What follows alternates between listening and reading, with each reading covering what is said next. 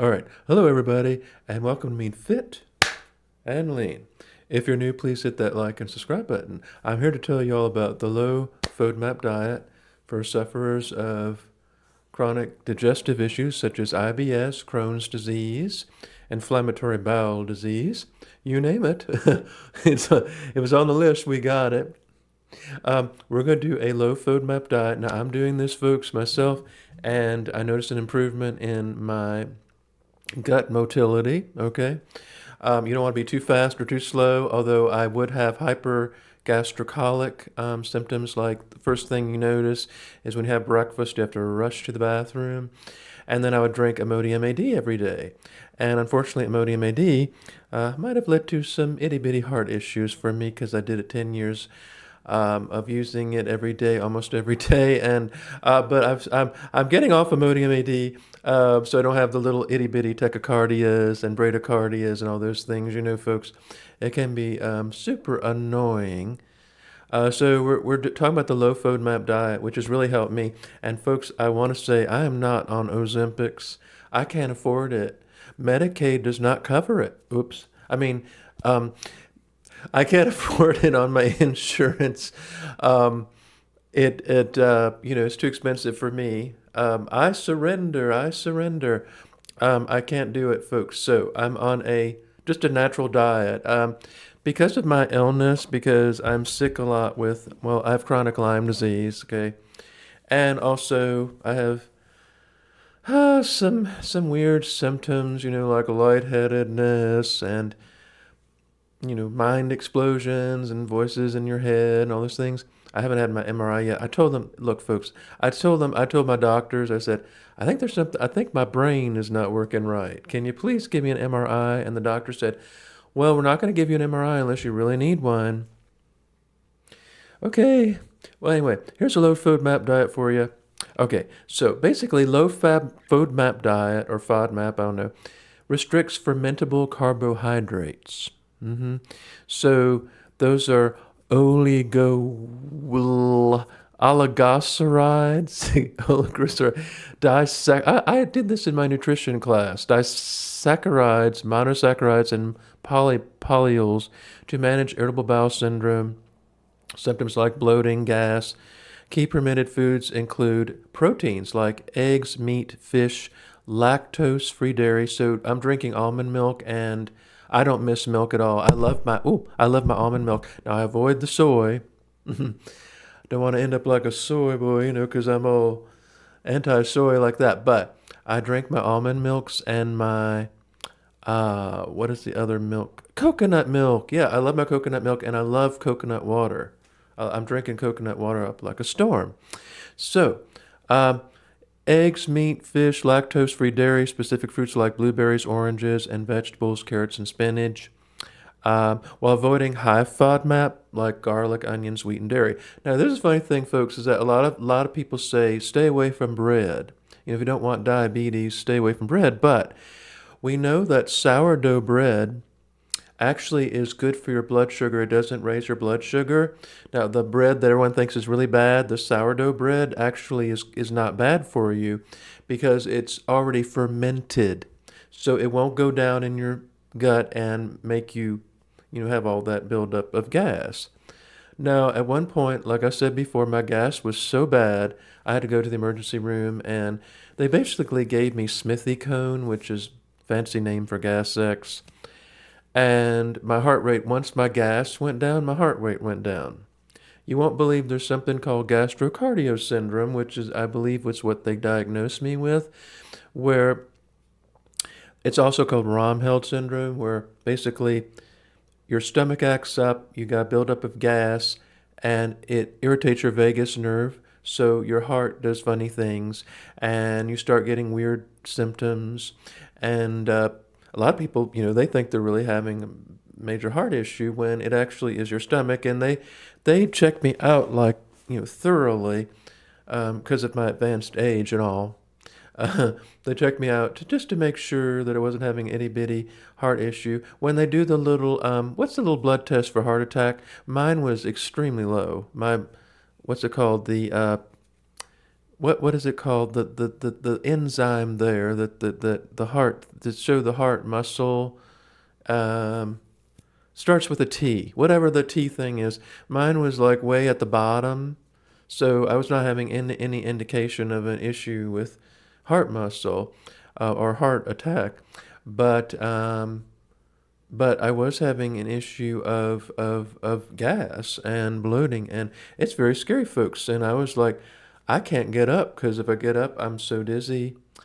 I never knew that gas could make you that sick. I never knew that GERD, like acid reflux, could make you feel like you're having a medical emergency, but it can. It really makes you very sick. So the solution that I've discovered was the low FODMAP diet. Now, here's some foods to avoid, and I think I will put a little picture up for y'all so you know what foods to avoid. But basically, you want to avoid, where's the picture? It won't let me see it. No, I don't want to pay $2.99. Okay, well, yeah, okay. All right. So foods to avoid: excess lactose. Your cruciferous vegetables. That is a big no-no. Um, if I can actually open up the picture, because I can't even see the dang thing. Oh well, you all know what I'm talking about. The low FODMAP diet. Okay, so you can eat like. So this is what it stands for. The low FODMAP. Okay, fermentable oligosaccharides, disaccharides, monosaccharides, and polyols. Fermentable means quickly fermented by gut bacteria. Oligosaccharides are found in wheat, rye, legumes, garlic, and onions. Disaccharides are two-part sugars like lactose and dairy. Monosaccharides are the simple sugars, and polyols are sugar like sorbitol and fruits and sweeteners. So, okay, so these are these are the foods to avoid, folks. Listen up. Avoid lentils, chickpeas, black beans, kidney beans, soybeans. Avoid dairy, including milk from cows, goats, and sheep, yogurt, soft cheeses, ice cream, and custard. Now, if I have ice cream, it sends me right to the bathroom. Now, fruits. Apples, pears, watermelon. Oh no, I love watermelon. We have a watermelon festival every year here in Richmond. I never get any because, too much riffraff, but I love watermelon. Okay, cherries, mangoes, honey, high fructose corn syrup, agave syrup, and sweeteners. Vegetables to avoid: onions, garlic, cauliflower, asparagus, mushrooms, broccoli, and cabbage. Wheat, rye, barley, bread, pasta, cereal. Sorry, Jews, no rye bread. Okay, so this is a low FODMAP diet. Okay, here we go, folks. We got your proteins. We got your beef, your chicken, your fish, your eggs, your pork, and your tofu. How'd they get on there? Dairy alternatives: almond milk, lactose-free milk, rice milk, coconut, lactose-free yogurt, hard cheeses like feta and brie. Now, your fruits include your bananas, your blueberries, your cantaloupe, your grapefruit, your honeydew, your kiwi, your lemon, your lime, your oranges, strawberries. Sorry, when I was thinking of honeydew, oh my goodness, my father talked about the honeydew collectors. Basically, there are people that picked up human waste. Here comes the honeydew collector. Okay, that was back in his day. Okay, vegetables: bean sprouts, bok choy, carrots, chives, cucumbers, eggplant, ginger, lettuce, olives, parsnips, potatoes, spring onions, and turnips. Actually, potatoes give me gas, and I don't know why, but it is St. Patrick's Day coming up, so I think I will have some potatoes. Grains and nuts: oats, oat bran, rice bran, gluten-free pasta, quinoa, white rice, corn flour, almonds, macadamia, peanuts, pine nuts, and walnuts. So those are all your nuts and your fruits. Fruits and nuts. So here are symptoms that might improve on a low FODMAP diet. They include gas and bloating, abdominal cramps, diarrhea, constipation, excessive flatulence, stomach pain, abdominal discomfort, nutritional stress linked to SIBO, which is another thing my gastroenterologist wants to test me for. General digestive distress. 86% of IBS patients see a noticeable symptom improvement. Now, here's the depressing part, folks.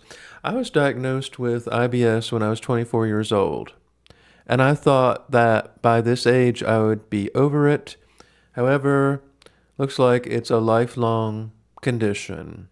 So, it's not something that actually gets better with age. Sometimes it gets worse. And another thing, though, this is the bright note on this.